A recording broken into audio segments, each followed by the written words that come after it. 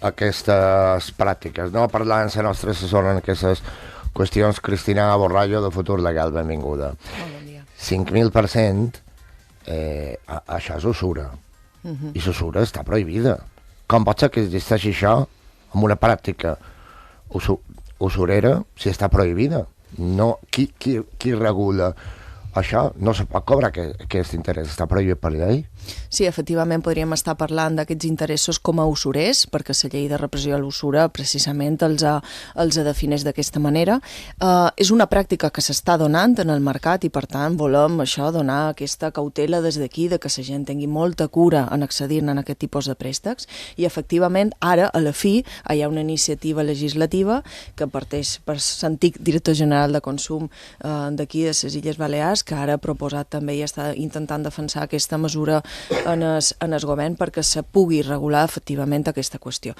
Hi ha una directiva europea, com sempre. Nosaltres sempre anem darrere de lo que Europa ens diu. Hi ha una directiva europea que regula aquestes qüestions i esperam que la nostra legislació també entri a regular aquest tema i a defensar el dret dels consumidors perquè en aquests casos estan totalment desemparats. Cristina, qui ofereix aquests microcrèdits, aquests crèdits trampa que li podríem dir? Poden ser els mateixos bancs? És a dir, no parlant només d'entitats més dubtors o particulars, sinó que els bancs mateixos també ho poden oferir. Sí, els bancs ho podrien fer, però és veritat que aquesta pràctica no sol ser per part de les entitats financeres. Les entitats financeres fan altres coses, però en aquests casos no entren a comercialitzar aquest producte. Això ho fan empreses privades que no estan regulades per Banc d'Espanya. Són empreses que normalment no estan donades d'alta de cap de les maneres com a prestamistes i per tant donen aquest tipus de financiació. És financiació de menys de 1.000 euros, normalment, no arribem ni a la xifra de 1.000 euros, però clar, amb una TAE inclús del 5.000%, com hem vist molt de casos, la persona que demana menys de 1.000 euros acaba tornant una autèntica doblerada.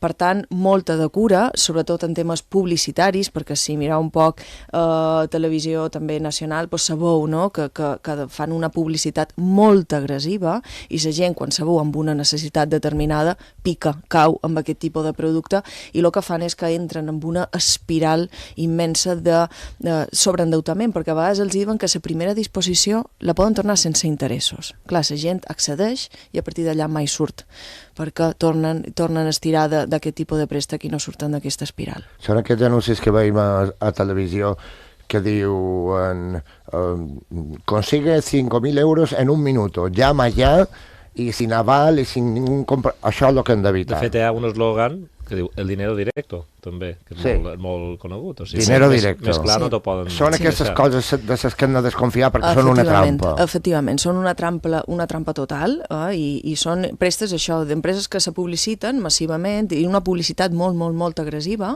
i la gent hi cau. Solen ser de menys de 1.000 euros, 200, 300, 400 euros.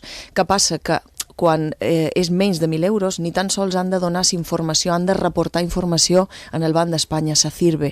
És a dir, que si hi ha persones que treuen una CIRBE, que és el llistat d'on tu te surt tot el teu endeutament, si són quanties de menys de 1.000 euros, ni tan sols s'informa en el Banc d'Espanya. Per tant, entren en aquest joc i també se publiciten com a préstamo ràpido, en 24 hores, sin ASNEF. Això què vol dir?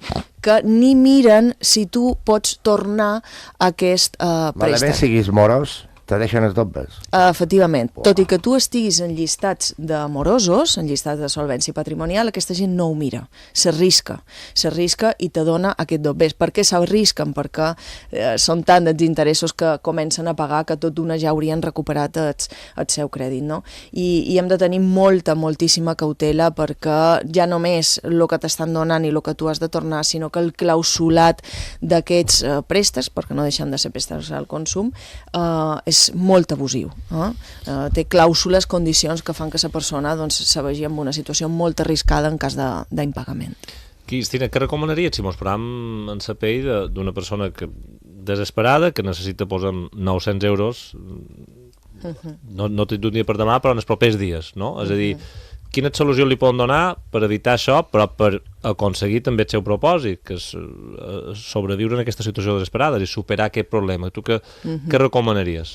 Aquí hem de diferenciar un poc dues qüestions. Una cosa és que tu tinguis en un moment determinat una emergència que no pots fer front de cap de les maneres i has d'accedir-ne en aquest tipus de financiació. Fins aquí podríem dir, bueno, el tema són les persones que viuen per arribar a final de mes, viuen d'aquesta manera, tiren d'aquest tipus de préstecs, perquè això se converteix en una bimbolla immensa de sobreendeutament que d'aquí no solen sortir per tots sols, sinó que els hem d'ajudar a sortir, ja sigui a través de la llei de segona oportunitat o ficant-se en una declaració de concurs de creditors com a persona física perquè no poden sortir-ne d'allà. Per tant, haurien de diferenciar dues situacions, una, un cas d'emergència de que no pot fer front de cap de les maneres, d'un altre que seria com a mètode de vida emplear aquest tipus de préstec. I per situar-nos un cas, per exemple, d'una persona que sí que accedeix en aquests microcrèdits i li donen 800 euros, què pot acabar pagant? Doncs pot acabar pagant multiplicat per 5, és a dir, estem parlant de quanties que a la llarga tornes 4 o 5 vegades allò que t'han tornat. Només estàs pagant interessos. I pagues només interessos, no arribes a amortitzar mai allò que t'han donat. Tu el que estàs pagant són interessos i molta cura, perquè si impagues, a més s'aplica un interès de demora i unes comissions per reclamació que fa que és impossible que surtis d'allà. T'atrapen i d'allà no surts. Hi ha gent que fins i tot demana un altre crèdit per llevar-se aquell a una altra empresa similar. I entra altra vegada dins l'espiral. Això és una espira enorme, el que pots arribar. Sí, per tant, molta cura en aquest sentit, perquè és cert, no?, que a vegades ens venen persones que tenen 3-4 préstecs d'aquest tipus i després demanen un altre préstec per tal de pagar tot allò, pagant cancel·lacions anticipades molt elevades i al final d'allà no en surten per tots sols. I aquestes empreses, quan no els hi pagues, venen el deute en els fons voltors que parlaven la setmana passada. També ho fan. El que fan és que quan ells ja veuen que ja això no ho poden recuperar de cap de les maneres, el que fan és que ho venen un tercer, empreses estrangeres, fons voltors, molts d'ells, i el que fan ja és reclamacions superagressives a les persones. Perdona, però aquestes empreses privades no mos poden embargar. Bueno, aquestes empreses privades, si mos posen una demanda en el jutjat, que ho fan molt sovint, podrien arribar-nos a embargar, però sempre i quan... Hauria de dir un jutge. Ho hauria de dir un jutge. En aquest cas, ells haurien de reclamar amb una demanda en el jutjat i el jutjat hauria de donar... El tema és, el que a vegades xerram, si aquestes persones mos posen una demanda, nosaltres com a consumidors tenim moltes coses a dir, perquè, efectivament, el que has comentat, Jaume, al principi, això és usura. Per tant, podríem al·legar que aquest préstec que se mos ha donat és usurer, que jo ja he tornat 3 préstecs, per tant, que ja me cancel·lin totalment els deutes, és a dir, podríem defensar-nos, però anem a intentar no arribar en aquest punt. Parlaves, Cristina, d'aquesta publicitat agressiva que utilitzen, així com en altres tipus de sectors sí que s'ha creat una regulació adaptada per evitar segons quins eslògans o per fer un tipus de publicitat on soni tota la informació completa i tota la radiografia real. Aquí s'està treballant en aquest sentit, s'hi pot intervenir, hi ha algun tipus de regulació o no encara? Sí, la llei de publicitat en general tot això ho regula, no? Però sí que és cert que aquestes empreses compleixen uns mínims, molt mínims, que si veiem els anuncis publicitaris amb una lletra molt petita surt a baix un disclaimer que realment, i passa molt ràpid, realment la persona no li dona temps ni a llegir-ne aquesta lletra petita, no? Això és el que precisament s'està treballant com a iniciativa legislativa i per una altra banda la Directiva Europea del Consum proposa, això és una directiva de l'any passat, el que proposarà perquè s'adapti a la nostra normativa, regular aquest sector precisament de microcrèdits, no? Perquè la publicitat sigui real i efectiva, perquè la persona conegui, si jo demano 1.000 euros, que acabarà tornant 4.000 o 5.000, que això se digui, perquè si no, la persona no ho sap i cau allà, pica per necessitat i després d'allà no el traiem fàcilment. I a banda d'usura se'ls podem acusar d'estafa? Bueno, això ja seria també un altre tema. Podríem analitzar, hi ha casos que, diguéssim, passen la línia de lo correcte o de lo legal, i en aquest casos sí que els podríem enfocar per la via estafa. Nosaltres, de moment, ho estem encarant tot això com a usura, perquè realment ho és, quan estem parlant de tipus tan elevadíssims, i els jutjats mos estan emparant, però clar, després de posar un procediment judicial, i a vegades per les quanties que són tan petites, la gent no vol reclamar o no s'atreveix a reclamar, no? Perquè si al final dius, jo el que tens signat són 400 euros, però després he de tornar 4.000, clar, la persona no se veu amb prou força com per reclamar en aquestes empreses, però que sàpiguen que ho poden fer, que poden reclamar, i els jutges els estan emparant perquè aquest tipus d'interès són totalment fora de mercat. El que a mi m'ha cridat molt l'atenció és el vincle amb bancs, no quan existeix això, perquè, no sé, un pensa que s'ha de poder fiar d'un banc, no? I clar, que aquesta línia tan fina entre legal, alegal, crèdit, préstec, usura, estigui vinculada als bancs, no sé. Sí, per això els bancs pròpiament aquest tipus de producte no ho comercialitzen perquè saben que això ho tombaran en el jutjat i per tant aquest sector, aquest buit que hi ha del mercat ocupa precisament empreses com aquestes que hem comentat, no? Que són empreses privades, societats privades que solen ser espanyoles o europees i el que fan és comercialitzar aquest tipus de producte, però els bancs pròpiament, entitats regulades pel Banc d'Espanya, en aquest producte no se solen ficar, perquè saben que realment això caurà en qualsevol cas en el jutjat. Has tingut casos? Has tractat casos propers, Cristina? Sí, n'hem tingut molt de casos. I com se va construint aquest relat? Com és això? Mos arriben, sobretot el que mos està arribant són persones que no només tenen un microcrèdit, sinó casos de gent que té molt d'endeutament originat amb aquest tipus de microcrèdit. I mos arriben casos de gent que té 50-60.000 euros amb microcrèdits varis que han acumulat al llarg del temps. Inclús aquest cas que demanen un altre préstec per tal de cancel·lar tot allò.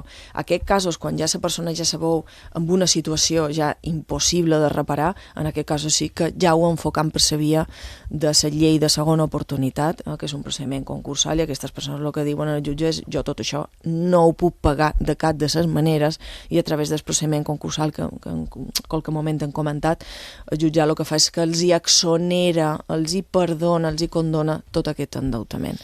Per l'amor d'aquesta llei de segona oportunitat, perquè també com una via al manco, com un dret que molts no sabem, no coneixem, molts de ciutadans. Sí, aquest és un procediment concursal, és un procediment d'insolvència, que la persona física té la possibilitat de demanar a un jutge, en aquest cas de lo mercantil, de que els hi exonerin tot aquest endeutament. Són casos precisament com aquest que estem parlant, i el que se pretén és que un procediment concursal s'arriba un moment que un jutge els hi perdoni totes aquestes deutes. Aquí hem de valorar si la persona té actius, si té béns immobles, si té béns mobles, però si hi ha casos de gent que no té absolutament res i tot el que té són endeutament d'aquest tipus, que sàpiguen que tenen un procediment que s'està resolent i s'està resolvent molt bé en els jutjats, i en concret aquí a Palma molt bé, per tal de llevar tot aquest endeutament que de cap de les maneres, en els seus ingressos regulars, se podrien llevar d'una altra manera. No és que se faci una pausa a l'endeutament, sinó que s'aconsegueix eliminar, no? Se fa una extinció d'aquests crèdits, és a dir, és com una condonació total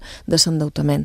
És a dir, que si hi ha gent... Perdona, Cristina, és que t'hagi tocat la loteria. O sigui, que t'arribi una notícia d'aquestes característiques després del patiment que pot suposar ficar-te en un microcrèdit d'aquestes característiques, trobar-te enfonsat per la teva pau física, econòmica, mental, perquè això enfonsa les persones, és una realitat, no? La part anímica del desconeixement, s'aprofiten de la desesperació humana, perquè quan contractes un crèdit d'aquestes característiques és perquè no te queda d'altra. Efectivament, a vegades hem parlat del tema de la relació que hi ha entre la salut financera, no? i la cultura financera, perquè efectivament els casos que ens arriben de persones amb aquest sobreendeutament són persones que ja estan molt malament anímicament, i per sort ara tenim aquesta llei de segona oportunitat que va sortir el novembre del 23, i això ens està donant un poc d'oxigen i podem donar una solució real a persones que d'una altra manera no en podrien sortir d'allà, i al final dius, vale, jo som la persona responsable de demanar aquest tipus de préstec, però alerta, o sigui, jo som un consumidor, això són empreses i bancs que estan autoritzats pel Banc d'Espanya, i són ells qui estan obligats a analitzar si jo puc tornar aquest crèdit o no. O sigui, ells tenen una obligació de donar un crèdit de manera responsable. Per tant, són ells els que no han analitzat bé el meu perfil. Per tant, escolti, hi ha una llei concursal que ens permetrà fer una netejada d'aquest endeutament, i els bancs i aquestes entitats perdran el crèdit. Seria el mateix que declarar-se insolvent o no? És això, exactament? efectivament, és això, declarar-se insolvent, com ho feien les empreses, doncs ara també ho poden fer les persones físiques i poden llevar-se tota aquesta losa, no? aquest pes d'endeutament que no poden Però no tenir. hi ha marxa enrere, insolvència, no? Bueno, no hi ha marxa enrere, però si se fa com toca i se fa un anàlisi correcte de la situació de la persona a nivell global de lo que tinc, de lo que guany, dels gastos que tinc mensual i del meu endeutament, si se fa un anàlisi correcte i se posa una demanda, ha d'anar bé sí o sí, tirar marxa enrere, un sempre pot posar una demanda i retirar-la, però en aquest cas no faria falta retirar-la perquè el procediment li empararà.